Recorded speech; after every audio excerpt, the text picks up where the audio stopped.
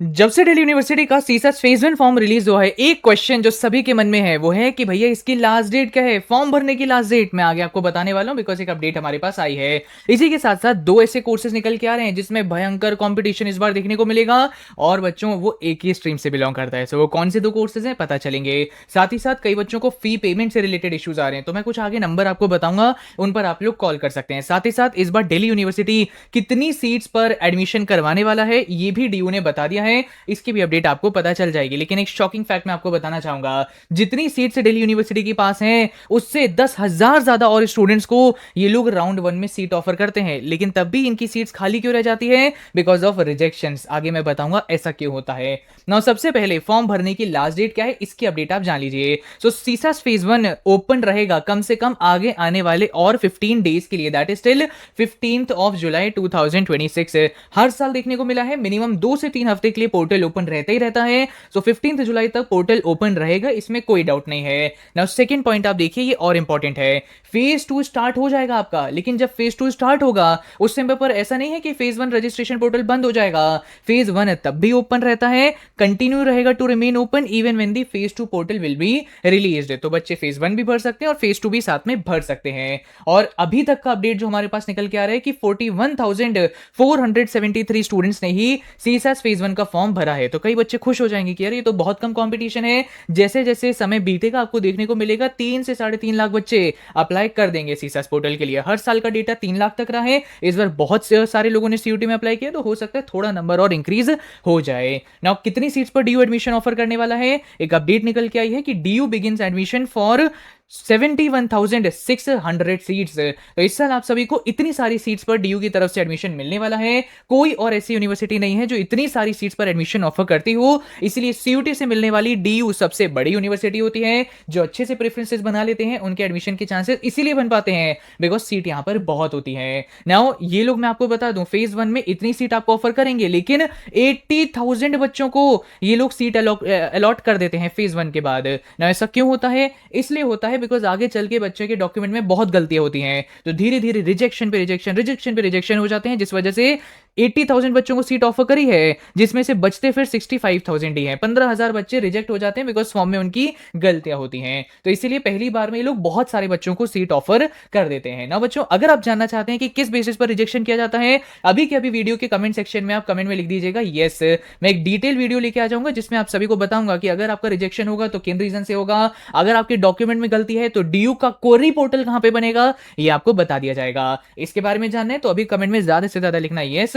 Channel subscribe करना बिल्कुल मत भूलिए, डीयू से रिलेटेड सारी काउंसलिंग अपडेट यहीं आपको देखने को मिलेगी। साथ ही साथ सीयूटी रिजल्ट आने के बाद कई बच्चे परेशान है कि भैया मुझे पता नहीं अच्छा कॉलेज मिलेगा नहीं मिलेगा, मेरा क्या होगा आगे चल के समझ नहीं आ रहा है। कई बच्चे समय पर बड़े ही परेशानी में है। मैं आपको बताना चाहूंगा कि इस समय पर टेक इंडस्ट्री में कॉलेज टैग से ज्यादा आपकी स्किल्स मैटर करती हैं। अगर आपके पास स्किल्स होंगी वही हैं जो आपको एक जॉब प्रोवाइड करवा सकती हैं। हर साल देखने को मिलता है कि स्टूडेंट्स को कंप्यूटर साइंस ब्रांच में एडमिशन ही नहीं मिल पाता है। क्यों? सीट की कमी है पहली बात, कट ऑफ बहुत ज्यादा जाती है, ये दो रीजन से। लेकिन इस समय पर टेक इंडस्ट्री कॉलेज नेम से ज्यादा फोकस करती है कि क्या आपके पास रिलेवेंट स्किल है कि नहीं, प्रोजेक्ट पर आपने काम किया है कि नहीं, प्रॉब्लम सॉल्विंग आप कर पाते हैं नहीं, कितनी प्रैक्टिकल एक्सपोजर आपके पास है। तो इसीलिए अब सिर्फ ट्रेडिशनल कॉलेज रूट आपके पास नहीं बचा है। इस समय पर बच्चे न्यू एज टेक स्कूल्स को भी चेकआउट कर रहे हैं, जैसे मैं आपको रिकमेंड करना चाहूंगा मिराई स्कूल ऑफ टेक्नोलॉजी, जो आपको ऑफर करता है AI first higher education program in AICT approved campuses.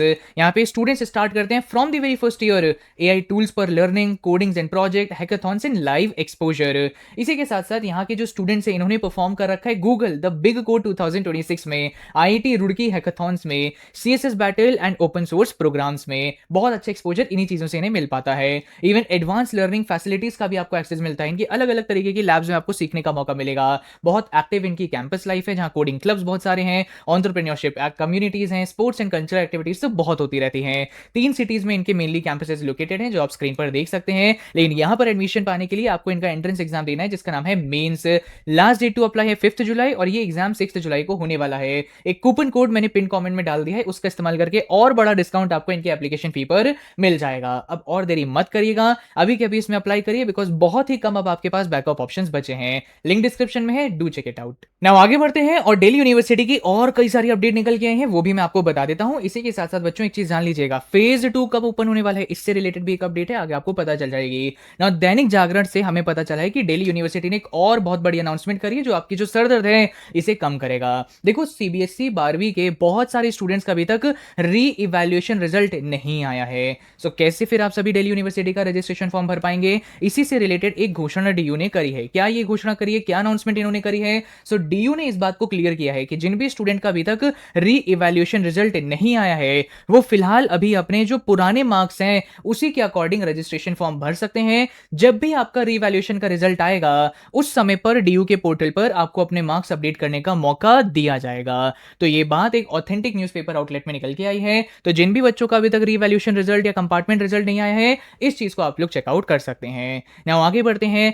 ऐसे कौन से कोर्सेज हैं जिसके अंदर आपको बहुत ज्यादा कंपटीशन इस साल देखने को मिलेगा? ये है बच्चों BCom program and BCom honours. या कॉमर्स स्ट्रीम वाले एकदम अपना सर पकड़ लेंगे कि अरे यार ये क्या हो गया, दोनों ही कोर्स हमारी स्ट्रीम से हैं। देखो इसका ये रीजन होता है कि जो ह्यूमैनिटीज वाले हैं उनके पास कई सारे कोर्सेज का ऑप्शन है, बीए ऑनर्स, कई सारे बीए प्रोग्राम, इस वजह से उनका जो कॉम्पिटिशन है कई कोर्सेज में बढ़ जाता है। इसी के साथ साथ साइंस वालों के पास भी बड़े सारे कोर्सेज है, बीएससी ऑनर्स, बीएससी प्रोग्राम, इसलिए उनका जो कॉम्पिटिशन है वो भी कई कोर्सेज में बढ़ जाता है। लेकिन कॉमर्स वालों के पास मेनली दो ही कोर्सेज बचते हैं, बीकॉम ऑनर्स, बीकॉम प्रोग्राम। तो इसीलिए मेजॉरिटी स्टूडेंट्स बस इन दो कोर्सेज को प्रेफरेंस शीट में डालते हैं और इस वजह से कॉम्पिटिशन यहाँ जंप करता है और कट ऑफ भी बहुत हाई जाती है। तो जितने भी स्टूडेंट्स कॉमर्स स्ट्रीम से बिलोंग करते हैं उन्हें मेरा रिकमेंडेशन है कि अगर आपके नंबर कम आ रहे हैं ये दो कोर्सेज तो आप टारगेट करेंगे ही, लेकिन ऐसे बीए प्रोग्राम जरूर टारगेट कर लेना जिसमें कॉमर्स सब्जेक्ट आते हैं, वहीं कट ऑफ कम जाती है। अदरवाइज आप देख ही रहे हो कॉम्पिटिशन यहाँ तो बहुत हाई है, कम मार्क्स पर एडमिशन में दिक्कतें आ सकती हैं। इसी के साथ साथ एसआरसीसी बना छात्रों की पहली पसंद, इसमें तो कोई डाउट नहीं है, हर कॉमर्स स्ट्रीम से बिलोंग करने वाले स्टूडेंट की यही पहली पसंद होती है। इसी के साथ साथ बच्चों मैं आपको बताना चाहूंगा, ये अपडेट अभी निकल गई है टाइम्स ऑफ इंडिया से कि कई सारे ऐसे डीयू के कॉलेजेस हैं जो अपना कैंपस कनेक्ट प्रोग्राम को लॉन्च कर रहे हैं। कैंपस कनेक्ट प्रोग्राम के अंदर आप सभी ये जो कॉलेजेस के अंदर इस प्रोग्राम को लॉन्च किया जा रहा है वहां पर ऑफिशियली फिजिकली जा सकते हैं, विजिट कर सकते हैं, कॉलेज को देख सकते हैं, कॉलेज के प्रोफेसर से बातचीत कर सकते हैं, सीनियर से मिल सकते हैं, इंफ्रास्ट्रक्चर चेकआउट कर सकते हैं, सब कुछ कर सकते हैं। तो आप में से जिन भी स्टूडेंट्स को लगता है कि यार हमारा एडमिशन हंसराज में हो सकता है या हंसराज कॉलेज एक बार घूम के आना है, देख के आना है, प्रोफेसर से बात करनी है, तो आप लोग चेकआउट कर सकते हैं, जा सकते हैं। कैंपस कनेक्ट प्रोग्राम का यही मतलब है। रिसेंटली मिरांडा हाउस में हुआ था, अब हंसराज कॉलेज ने भी इसे ओपन कर लिया है, तो जो जाना चाहते हैं चेकआउट कर लीजिएगा। इसी के साथ साथ कई सारे ऐसे स्टूडेंट्स हैं जिनका पेमेंट में इशू आ रहा है, मतलब पेमेंट कर दी है, फॉर्म भर दिया है, फॉर्म की फी भी पे हो गई, फी कट भी गई हमारे अकाउंट से, लेकिन वहां पर पेंडिंग ही शो कर रहा है। देखो अगर फेल्ड लिख के आ जाता तो इशू की बात होती, लेकिन पेंडिंग लिख के आ रहा है। सो पेंडिंग का मतलब है कि कई बार होता है नेटवर्क इशू हो गया या कुछ इशू हो गया जिस वजह से आपसे पेमेंट तो कट गई लेकिन अभी तक यूनिवर्सिटी तक पहुंची नहीं है, कहीं बीच में ही इशू आ गया है आपके बैंक और यूनिवर्सिटी के बैंक के सर्वर के बीच में, तो इस वजह से कई बार पेंडिंग शो कर जाता है। नाउ मिनिमम मेरा रिकमेंडेशन होगा कि अगर आपके साथ ये इशू आ रहा है तो 48 आवर्स के लिए वेट करिए। अभी तक जिन भी स्टूडेंट्स के साथ ऐसा हुआ था उनसे मुझे पता चला कि 48 आवर्स में इशू रिजॉल्व हो गया, लेकिन अगर नहीं हुआ तो आप सभी इस ईमेल आईडी पर या इस कॉन्टैक्ट नंबर पर विजिट कर सकते हैं, कॉल कर सकते हैं, यहां से आपका इशू रिजॉल्व किया जा सकता है। साथ ही साथ जितने भी स्टूडेंट्स को दिल्ली यूनिवर्सिटी के एडमिशन प्रोसेस में कहीं भी इशू आती है मैं बच्चों रेकमेंड करना चाहूंगा ये ईमेल आईडी स्क्रीनशॉट अभी आप ले लीजिए, यही वो ईमेल आईडी है जहां से आपको डीयू की तरफ से ऑफिशियली अपनी क्वेरीज का रिप्लाई मिल सकता है। साथ ही साथ बच्चों आगे चल के ना काउंसलिंग में कई बच्चों के साथ दिक्कतें आ जाती हैं, जैसे उनके कैटेगरी सर्टिफिकेट में इशू है तो क्वेरी रेज हो जाएगी, बच्चे टाइम पे आंसर नहीं कर पाते तो फॉर्म में इश्यूज आ जाते हैं। इसी के साथ साथ कई बच्चों की डिटेल्स गलत होती हैं तो रिजेक्शन हो जाता है फॉर्म का। तो अगर आपके आगे चल के काउंसलिंग में कोई भी दिक्कत आती है तो दिल्ली यूनिवर्सिटी की तरफ से ये कुछ डिटेल्स निकल के आई हैं जो मैं आपको बताना चाहूंगा। दिल्ली यूनिवर्सिटी का जो नॉर्थ कैंपस है ना वहां पे एक ऑफिस का नाम है admission branch. So physical office है, वहां पर कई सारे लोग हैं जो विजिट करेंगे उस ऑफिस में, बैठा करेंगे at least twice in a week. So आप में से किसी भी स्टूडेंट को अगर काउंसलिंग में आगे चल के दिक्कत आती है और फिजिकली आपको अपने क्वेश्चंस का आंसर चाहिए तो दिल्ली यूनिवर्सिटी के नॉर्थ कैंपस के एडमिशन ब्रांच में आप लोग जाके जो ऑफिसर्स वहां से बैठे होंगे उनसे अपनी क्वेरीज का रिप्लाई मांग सकते हैं। ये वो लोग होंगे जो आपकी क्वेरीज का आंसर करेंगे। अगर आप फिजिकली विजिट नहीं कर पाते तो कुछ इनकी तरफ से ईमेल आईडी और मोबाइल नंबर जारी करे गए हैं, आगे चल के प्रॉब्लम आती है इन्हें आप कांटेक्ट कर सकते हैं। सो अंडर ग्रेजुएशन आगे चल के आपको करना है तो यूजी से रिलेटेड डिटेल्स इस कॉलम में है। सो यूजी में कोई भी इशू आता है काउंसलिंग में इस ईमेल आईडी पर भी आप लोग डीयू को मेल कर सकते हैं, जवाब मिलेगा। अदरवाइज ये कुछ फोन नंबर्स भी इनकी तरफ से इशू करे गए हैं, स्क्रीनशॉट आप जरूर ले लीजिएगा। कई बच्चों को दिक्कतें आती हैं, समझ नहीं आता क्या करना चाहिए, तो इस ईमेल आईडी पर मेल कर सकते हो, यहां भी मेल कर सकते हो, बाकी ये फोन नंबर्स भी अब आपको मिल गए हैं। तो बच्चे आगे परेशानी फेस नहीं करते। नाउ एक और अपडेट मैं आपको देना चाहूंगा दिल्ली यूनिवर्सिटी की तरफ से बच्चों एक्स्ट्रा करिकुलर एक्टिविटीज से रिलेटेड कितनी सारी सीट्स अलग अलग कॉलेजेस में अवेलेबल कराई गई हैं उसका सीट मैट्रिक्स इन्होंने रिलीज कर दिया है। अब जैसे इन लोगों ने अल्फाबेटिकल वाइज सारी डिटेल्स बताई हैं, जैसे ए पहले आता है तो ए नाम से जितने भी कॉलेजेस हैं पहले उनकी डिटेल है। तो जब आप पूरा डॉक्यूमेंट डाउनलोड करेंगे ना तो ए से लेके जेड तक सारे कॉलेजेस के सीट मैट्रिक्स आपको मिल जाएगा। सो आचार्य नरेंद्र देव कॉलेज में जितने भी बच्चे ईसीए में क्रिएटिव राइटिंग के लिए अप्लाई करेंगे उसके लिए एक ही सीट अवेलेबल है। क्रिएटिव राइटिंग इंग्लिश में अप्लाई करेंगे तो एक ही सीट अवेलेबल है। डिबेटिंग अगर आपकी एक्स्ट्रा करिकुलर एक्टिविटी है उससे रिलेटेड सर्टिफिकेट आपने जीते हैं और आपने ईसी कोटा के लिए अप्लाई किया है डिबेट इन हिंदी तो 2 सीट अवेलेबल हैं। डिबेट इन इंग्लिश के लिए 2 सीट अवेलेबल हैं। तो इस तरीके से इनका एक पूरा सीट मैट्रिक्स आया है ना। आपका सवाल होगा पूरे डीयू के अंदर ईसी कोटा के लिए कितनी सीट्स इस बार अवेलेबल कराई गई हैं। सो अच्छा खासा नंबर है 1370 सीट्स पर ईसी कोटा वाले स्टूडेंट्स अप्लाई कर सकते हैं। इतनी सीट्स आप सभी के लिए इस बार दिल्ली यूनिवर्सिटी ने ऑफर करवाई है ना। अगला मैं आप सभी को अपडेट देना चाहूंगा डीयू से हटके बीएचयू के बारे में। मेरे कमेंट सेक्शन में हमेशा एक सवाल बना रहता है कि भैया सब लोग डीयू के बारे में क्यों अपडेट देते रहते हैं, बाकी यूनिवर्सिटीज का क्या। बच्चों बात यह है कि सीयूटी के थ्रू मिलने वाली सबसे बड़ी यूनिवर्सिटी डीयू है, इसीलिए इसके बारे में सब लोग बात करते रहते हैं। और बाकी डीयू से रिलेटेड अपडेट्स भी बहुत सारी आती हैं, बड़े बड़े न्यूज पेपर आउटलेट कवर करते हैं। और आप देखिए सबसे पहले फॉर्म किसने रिलीज किया, डीयू ने, तो इसीलिए इनके बारे में अभी अपडेट्स आ रही है तो सब लोग इन्हें ही कवर कर रहे हैं। लेकिन मैंने क्या बोला था, इस चैनल पर मैं आपको सभी यूनिवर्सिटीज की अपडेट देता रहूंगा, तो चैनल सब्सक्राइब करके रखिएगा और वीडियो लाइक करना मत भूलिएगा।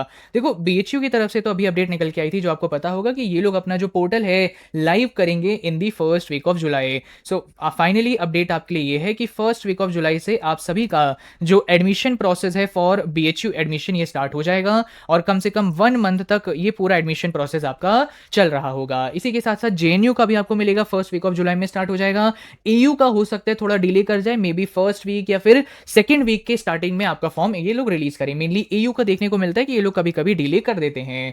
नाउ इसके अलावा कुछ और डाउट्स हैं जो मैं अभी आंसर कर देता हूं। जैसे सबसे पहले कई स्टूडेंट्स हैं जिनका ये सवाल आ रहा है कि भैया मैंने सीयूटी फॉर्म के अंदर जनरल कैटेगरी फिल करी थी, क्या मैं डीयू सीएसएस के अंदर अपनी कैटेगरी अपडेट कर सकता हूं। कम से कम मैंने आज तक जितनी वीडियोस बताई हैं उसमें 10 बार इस सवाल का मैं जवाब दे चुका हूं कि यस बच्चों, अगर आपने सीयूटी फॉर्म में अगर कोई और कैटेगरी डाली थी और आप डीयू के पोर्टल में अपडेट करना चाहते हैं तो यस यू कैन, इसमें कोई इशू नहीं है, कोई रिस्क की बात नहीं है। बस इंपॉर्टेंट है आपके पास वैलिड सर्टिफिकेट होना चाहिए। नाउ सेकेंडली बच्चों का ये भी सवाल है कि भैया हमारा फेज 2 पोर्टल कब आएगा।